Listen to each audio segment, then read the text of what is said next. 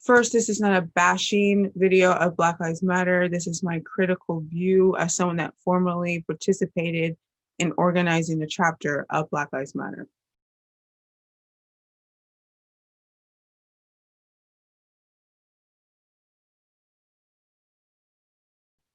Hi, everyone. Welcome to American Shade. It's Brittany King, your host, your girl. And wow, it has been an eventful week. Reason being, one of my videos went pretty viral. A reaction video I did between a Jordan Peterson and Reverend Michael Dyson debate. And this debate was just an excerpt out of a huge 2-hour-long debate about political correctness from 2018, a Monk debate.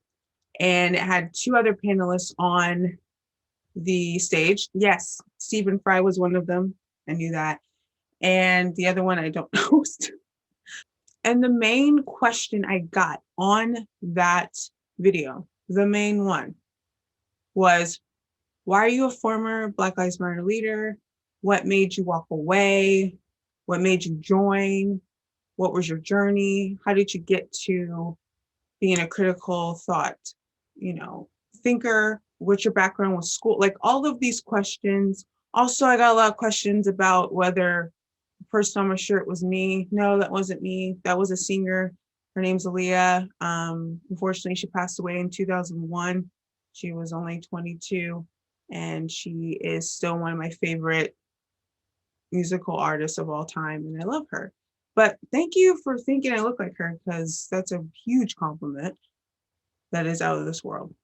So I guess this video is a response to those questions, because I wasn't going to respond to every single person. But I think it would be good for me to do this video just so I can be very clear about who I am, what I do, some of my past, and what this channel is meant to be doing. So first off, I am a freelance writer, full-time. I'm a journalist. I graduated with my BA from Indiana University with a writing degree and a literature minor.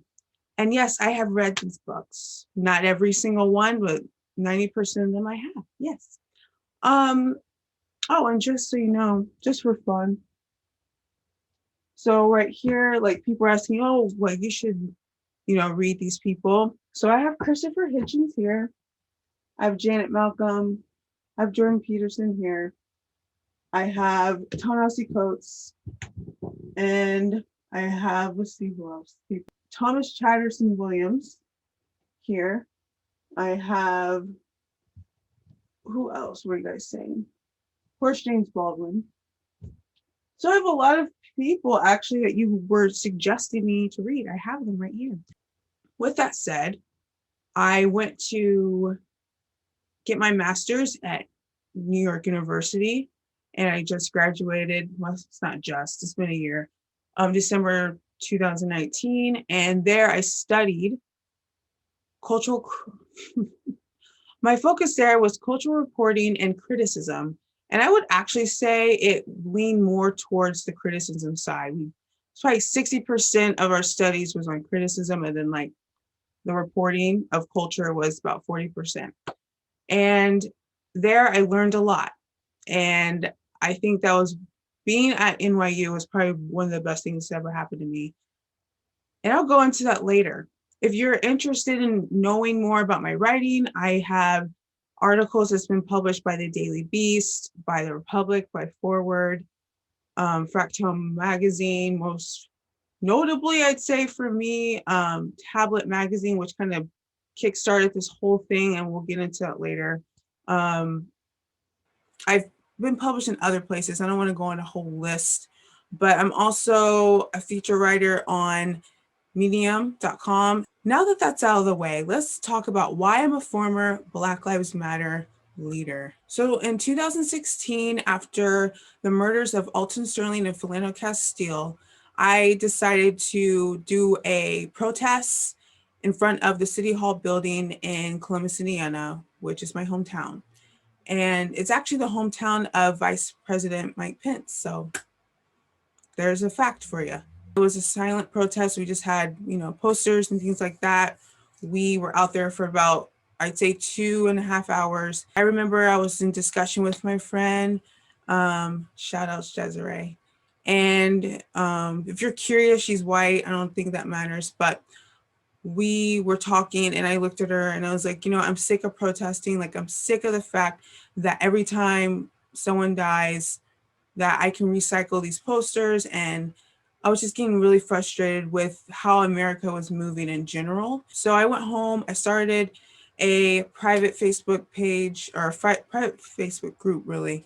And I just added all those people into it, and we didn't have a name at that point. We were just like, what are we going to do? What's going to be effective for our community? I went to the Black Lives Matter page. At that time, they had like really clear objectives of what they were for, and I thought they were very clear and concise. So after looking at that website, I just, grabbed my laptop and started trying to make an outline on how a BLM in Columbus would make sense. And I decided that we needed to be authentic for our community, and that certain issues that on a broad scale that other cities were facing, we weren't. But one thing that we were facing was a division within our community of just not talking about things in mixed company. Black organizations would talk about stuff, white organizations, and then other organizations of color would talk about things, but no one ever really came together to have like real dialogue about uncomfortable stuff. We come together about flowery things, but things that actually could help us really unite, we kind of did it separately because we didn't want to really acknowledge what was actually happening, if you understand what I'm saying. And so I said, we can be the bridge to gap that together for our community. So that's what we did. We organized a ton of events. I did a lot of lectures, speeches, and we didn't really protest that much, again, because we weren't facing the same issues as Ferguson or Baltimore, but I definitely supported other people who would do peaceful protests, and they were just that. They were peaceful protests, and I would speak at some of these protests, and these people were really suffering in ways that I had not, because I grew up in a different community in a different town and city. But I wanted to support them because why not? And they would come down and support me and help me in the way that a BLM was working within my city. So like I said, we did a lot of events and meetings, and the main point, the number one objective of these events were to have honest conversation with everyone in the room. And I wouldn't call it a safe space. I would call it a respectful, unsafe space. We wanted people to be able to really express what was on their mind. We did have, times where a Trump supporter would be at our meetings and they would be asking a lot of questions about Black Lives Matter and things like that. And it always ended civil. I mean, yeah, there were times when tension would arise, whether it was us discussing Black issues and maybe someone Black would disagree, or Black and white issues and someone white would disagree. But at the end of the day, all of our events and meetings ended civil. And I made sure it did. I'm not going to get into a long story about this, but I do admire Dr. King Jr., and I admired how he organized and strategized the civil rights movement. And he did it peacefully. He did it with his faith. And I also believe in God. So that was something that was definitely the foundation of Black Lives Matter Columbus, was my faith. So at the end of the day, I saw everyone as a human. Even when things got hard, I try to go back to that. After the first year, we did do a couple of marches, gun violence against Black lives. We did maybe 2 of those. I did a march for Flint, Michigan for their water crisis. And throughout, we were raising money for Flint. And I would say we've raised about $35,000, $4,000 for Flint, Michigan. And it was great to give that money to them. And they still are dealing with issues. So if you're interested in learning more about that, there's a lot of websites about that. As I talked about, I was looking at people with their humanity and everything. That is not to say that I did not go through a lot of race. I mean, a lot of racism. When I was doing Black Lives Matter, I knew I was going to get a lot of backlash, but would, I wouldn't say every day, but definitely every week, on the Facebook page that we had, I ran it, and I would always get a ton of messages calling me the N-word, saying I'm a terrorist, saying that I'm part of the problem. I'm causing division. I even had someone send me a YouTube video, and it was just the link. And I clicked the link, and it just was some guy singing the N-word. And to be honest, I laughed because I thought, who gets up at 8 a.m. to send someone this? Like, you are really lame, actually. Yeah. So it's not funny that he said. It's just funny that someone's that ignorant and lame. That's what I'm getting at. So that stuff, I wouldn't say it didn't bother me, but I just was so prepared for things like that to happen that I wasn't caught off guard, I guess. I was just kind of like, whatever. But there were a couple of incidents that happened that, one, the police had to get involved.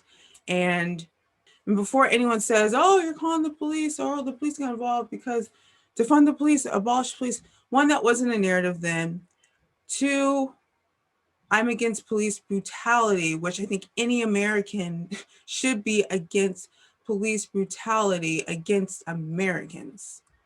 Police brutality happens across the board to every color. Not to say that all police go out and just want to beat people to death. No, I'm not saying that. But like in any type of profession, there's issues that happen, and this issue was happening. And I think every American should just be like, this should not be within the police force because it's shedding a bad light on the entire force.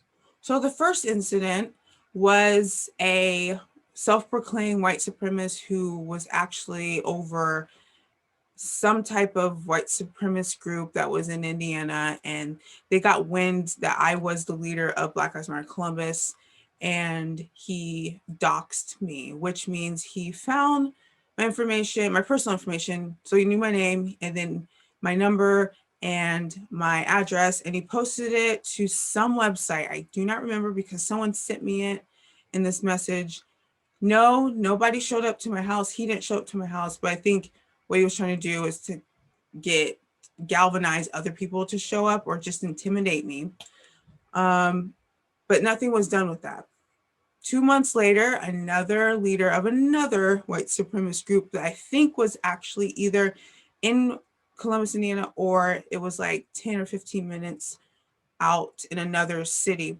But again, he sent me a message, and it said that Black Lives Don't Matter. Heard that one before. But it also said, lynch yourself, you N-word. But the disturbing part of this message was the fact that he had a picture of me. And it was a picture of me after an interview I did about all of the different white supremacist groups that are popping up, one in our town and around our towns after Charlottesville. And they were passing out flyers in our community. There's flyers on bus stops trying to recruit people. You know, it made local news in our city, and people from a TV show or a news show, I should say, asked if I would do an interview. I did. And this person, this white supremacist guy, took pictures of, or somehow took stills of this interview, and he made this collage. He drew like me into like this racist cartoon. He had my lips very big and red. He had my eyes bulging. He, colored in my skin, very, very dark. And he just had this storyboard of him like luring me into this like warehouse, and with like a bucket of chicken. So it was that stereotype. And then I think last still, it was me being lynched. And when I saw that, that's when I think that was the real first time that I felt danger. It was a bunch of stuff. And I'm like, does he have connections to that person that knew my personal information? Do they know my address? And I was really afraid for like my family that lived in Columbus. So yes, I went to the police. Nothing happened there because there wasn't, basically it said that until a physical act happened, then, or that the person showed up in front of me or at my home, like they couldn't do anything. So yes, nothing happened, thank God. I'm fine. And I actually don't really talk about that story, not because it bothers me, to be honest, but because it has no power over me. And like Shelby still said, that Black anger flatters white power. And when I say white power, I'm not saying white people or white, I'm saying those type of people that try to intimidate me with their ignorance because they don't like my skin or whatever. I was not going to flatter these people by talking about this story. I'm talking about it now to bring context to stuff, I guess, that I went through. But that's beside the point. I'm going to move on from that.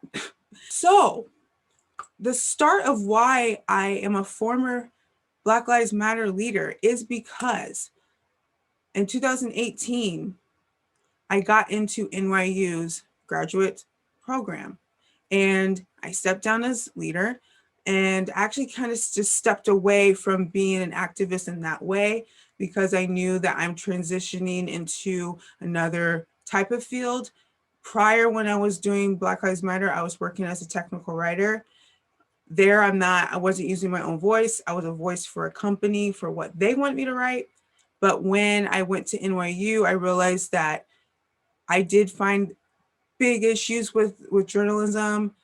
I found big issues with how journalists told stories. I felt that the American population didn't trust news anymore. And I honestly just wanted to be a vessel of truth. Like I wanted to be someone that, okay, fact checks someone else when they're trying to just inflate an issue into a bigger monster than it is. Because I'm tired of that. And I was sick of seeing it. And I'm like, that is one of my missions with journalism. And that's really why I want to do cultural reporting and criticism. So this might be the part that answers the question for people when they ask, like, how did you journey into this critical thought process and things like that? The catalyst to that was definitely my master's degree. I was on that journey anyway. And I think honestly, looking back, I had an unorthodox view of Black Lives Matter from the start because the way that I implemented that in my city, I think a lot of other chapters were kind of like, I don't think you're doing BLM right, but I knew that that was right for our city. And so I had an unorthodox view then. Journeying to NYU, I learned a lot about critical thinking and I learned a lot about myself. I learned a lot about my identity and my mind. And this is why I'm on this journey right now. And I'm trying to get to the truth of things, the truth that is, unbiased, the truth that doesn't have an identity, the truth that doesn't have a color or gender or sexual preference or whatever. Like the truth is the truth and that's it. And that is what I realized is how I get to an idea of objectively looking at something or an analysis is that I hold it against the truth and not against a bias of my own identity, of what I like, of what I heard. And I think that's why being an independent actually helps a lot because I feel a lot of people think they're critically thinking, but their truth is still, well, is it Republican? Is it conservative? Is it this? Is it this? Does it sound like this? And mine is, this is the truth. And if it sounds liberal, conservative, whatever, that's not up to me to decide. But if you want to understand like more about that journey, I'm always a student. And I think people that say when they're a master of something like this, especially, then I think they subconsciously stop seeking more knowledge because they're like, well, I know everything. Well, no one knows everything. But if you stay a student, you stay humble, and one, seeking more truth, and two, learning if you're wrong about something and like taking that critique because it actually only will help you get to the truth. But like I said, if you want to learn more about that journey specifically, you can read my article, Free Black Thought, in Tablet Magazine. Also, there are so many different podcasts I've been on, and I've been interviewed by Benjamin Boyce, Megan Murphy. If you go to my Instagram, you will see a whole list of podcasts. There's like 5 or 6, and each podcast is about 2 hours long. All right, now let's move on to BLM. First, this is not a bashing video of Black Lives Matter. This is my critical view as someone that formerly participated in organizing the chapter of Black Lives Matter. This is my take on why I had to walk away from the establishment of this new BLM, so to speak. But to be honest, what's going on is much bigger than BLM. And also, disclaimer, when I say Black Lives Matter organization, I'm not just talking about Black people. There's all types of people in Black Lives Matter, white, Latino, like there's every type on the spectrum of color in Black Lives Matter.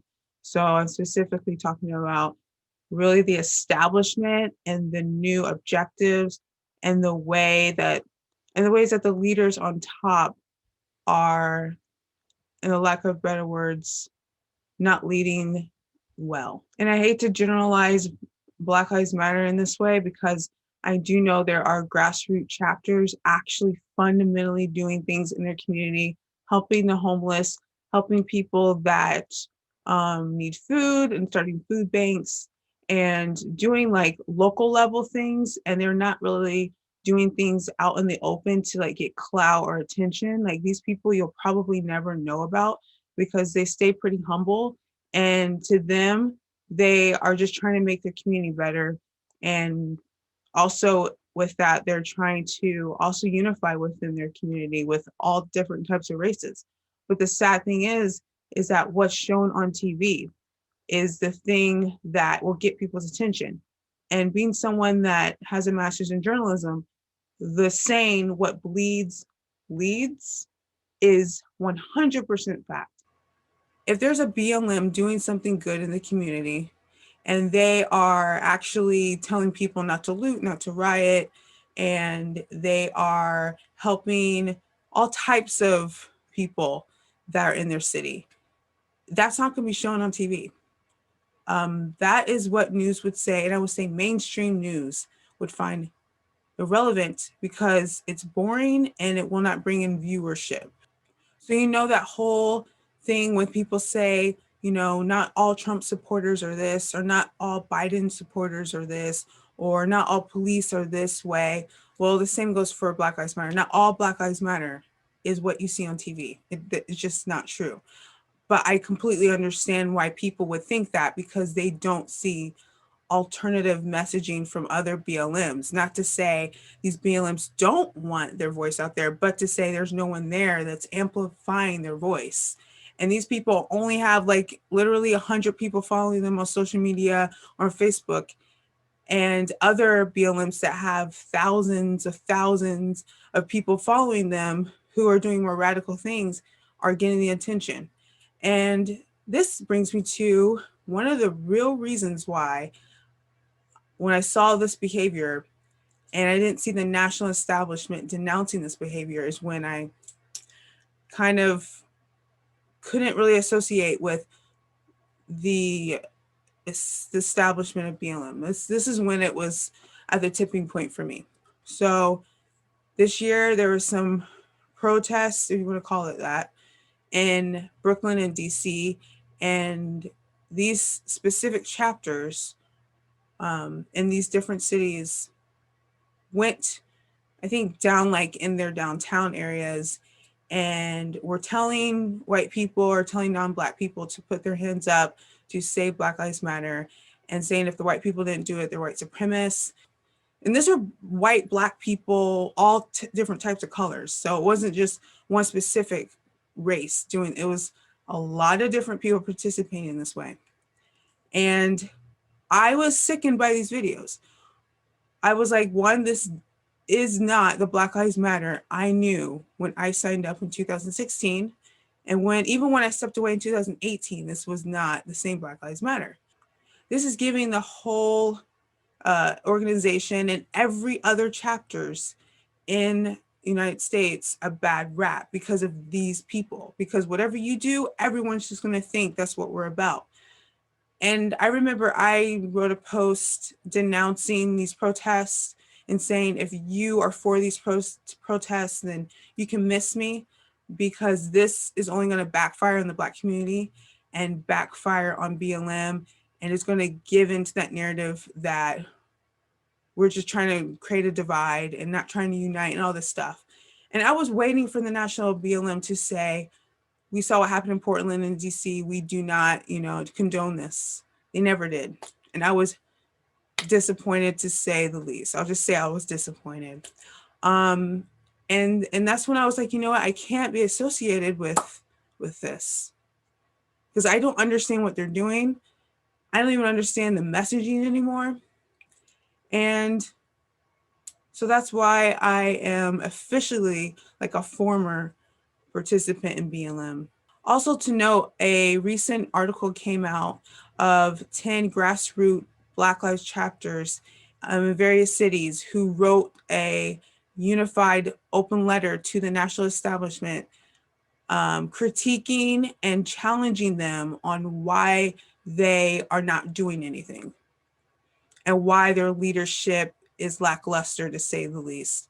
I would read that article if you want to learn more about what they said. Also, to my shock, but not really.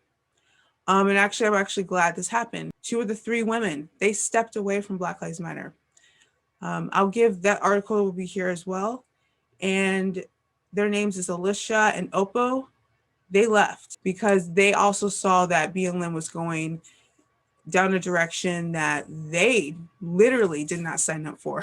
So while people want to judge people that are in Black Lives Matter and who are participating in Black Lives Matter and want to just call everyone a Nazi, fascist, communist, I would say the same way you wouldn't want someone to do that to you.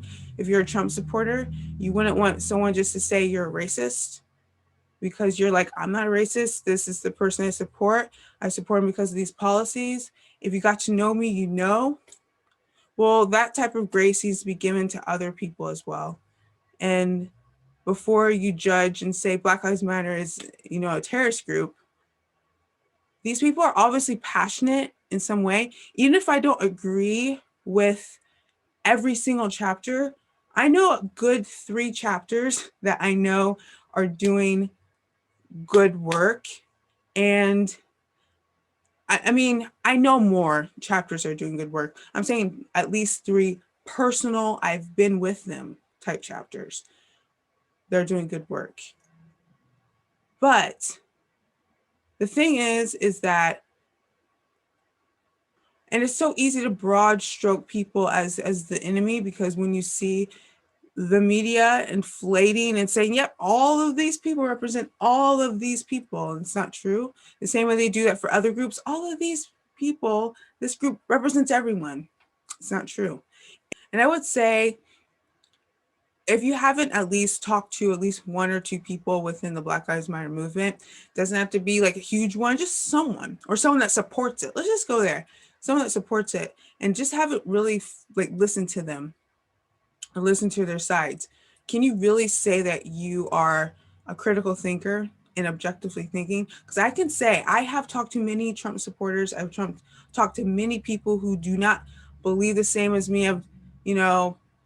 I'm someone that my faith is based in Jesus. I've talked to so many people that don't have that faith, that are atheists. I have friends that are atheists, and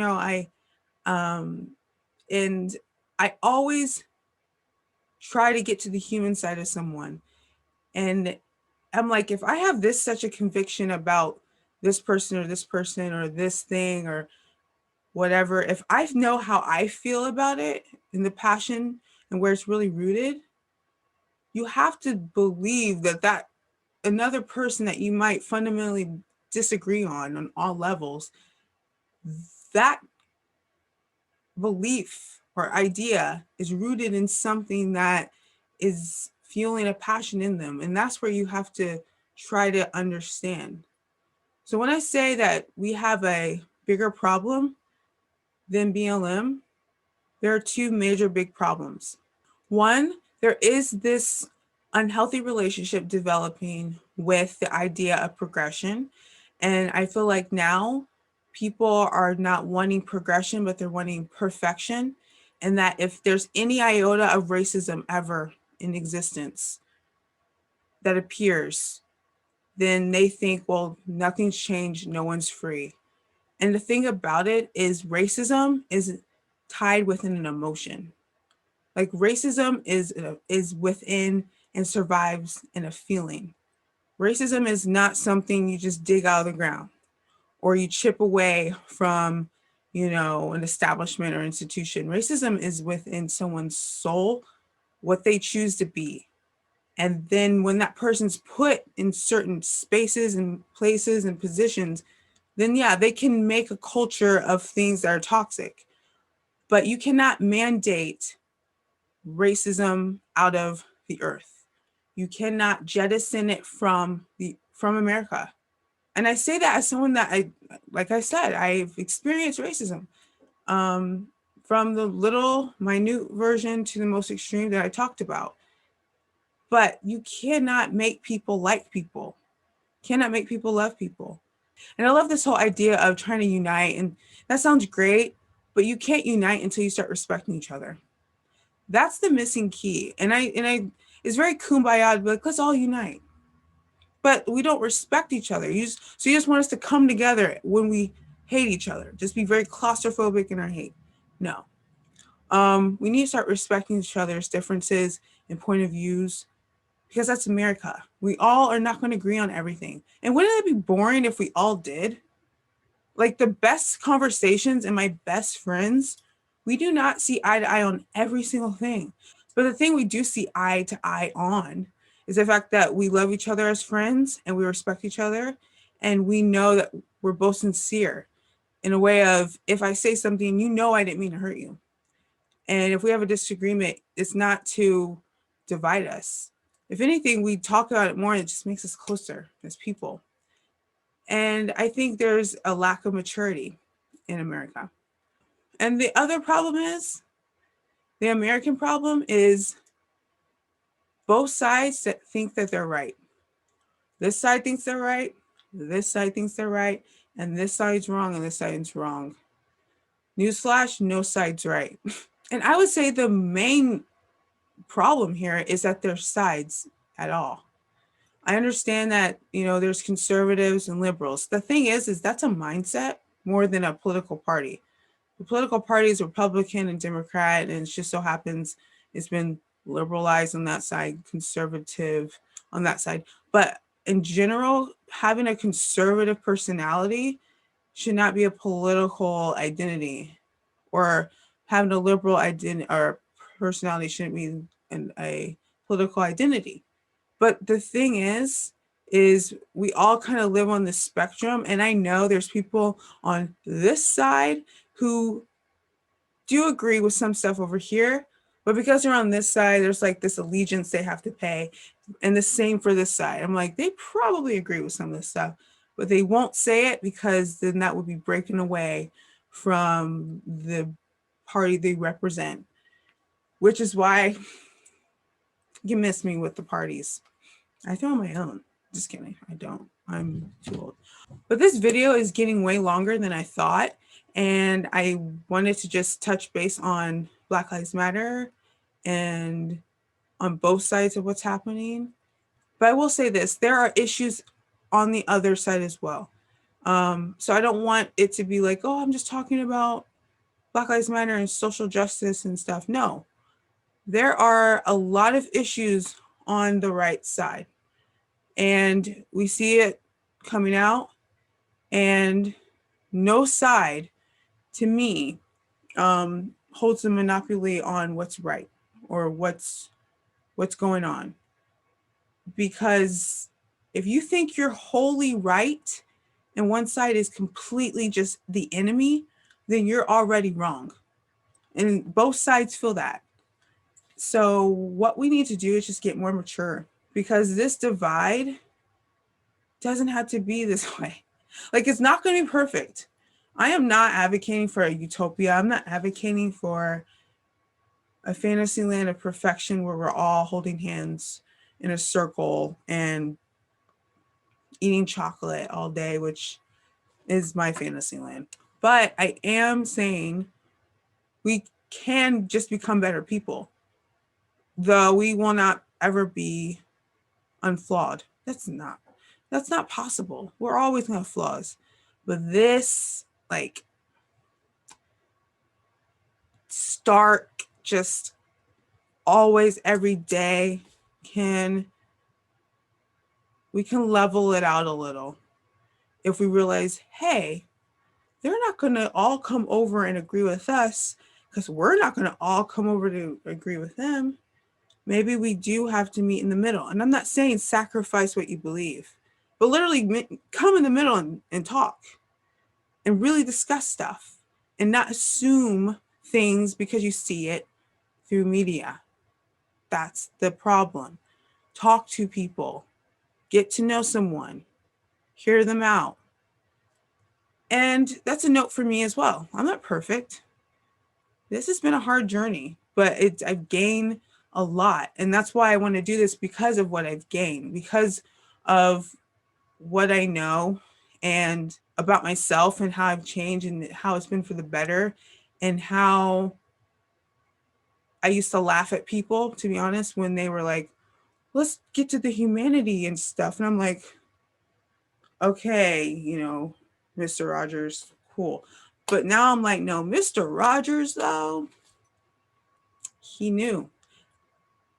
Dr. King, he knew. All of these people who people thought were passive and weak in some way, because they were talking about love and getting to the heart of people, I would say they're the most radical. It's very easy to hate people. It's not easy to put your emotions aside and listen to someone that you find their beliefs detestable. It's very hard to just sit there and listen to them. I'm saying that because I've been in that position of sitting across from someone and listening to them and being like,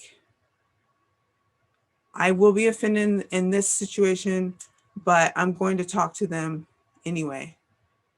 Because you got to build up tolerance to hearing things that you don't like.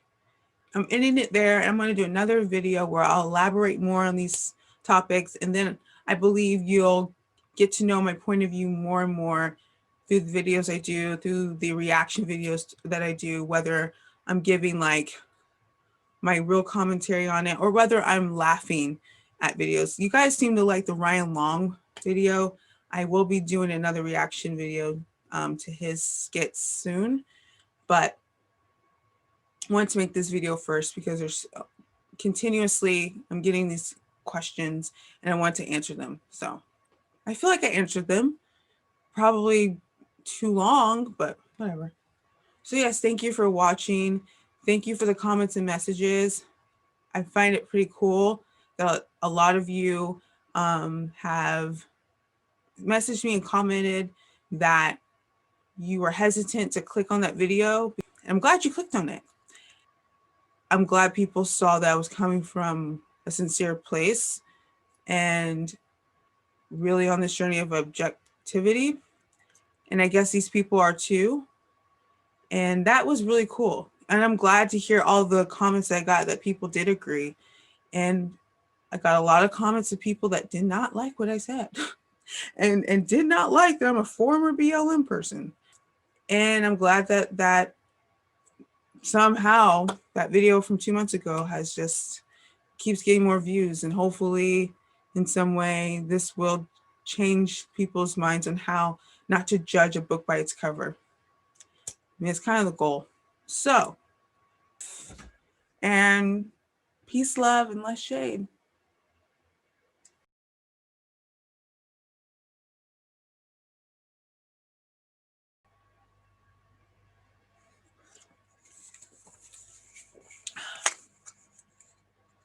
These are really good.